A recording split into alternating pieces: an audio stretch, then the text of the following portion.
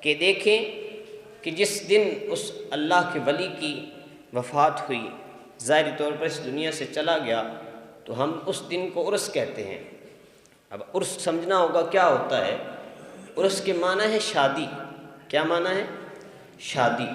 کیونکہ اس دن جس دن وہ ولی فوت ہوا، اس کو ایک مقبول بارگاہ کا دیدار حاصل ہونا ہوتا ہے، مقبول بارگاہ کا وصال ہونا ہوتا ہے، اس لیے ہم شادی کہتے ہیں۔ کیا مطلب؟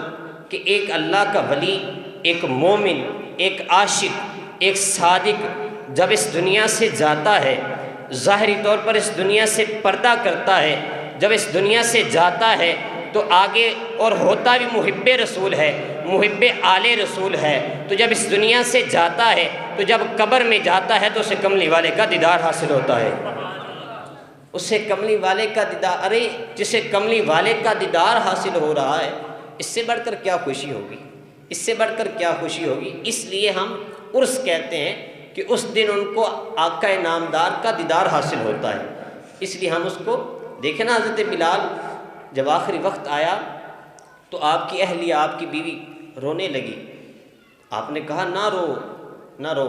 کہا کیوں؟ کہا میری تو میرے یار سے ملاقات ہونے والی ہے، میری تو حضور سے ملاقات ہونے والی ہے، میری تو اصحاب سے، حضور کے اقرباء سے ملاقات ہونے والی ہے، تو رو رہی ہے؟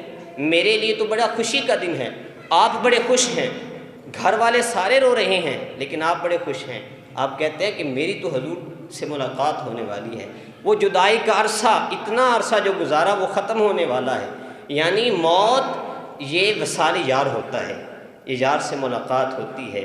قبر میں سرکار آئیں تو میں قدموں پہ گروں، قبر میں سرکار آئیں تو میں قدموں پہ گروں، فرشتے اگر مجھے اٹھائیں تو میں ان سے یوں کہوں کہ اب میں پایہ ناز سے اے فرشتوں کیوں اٹھوں، کہ مر کے پہنچا ہوں یہاں اس دل ربا کے واسطے۔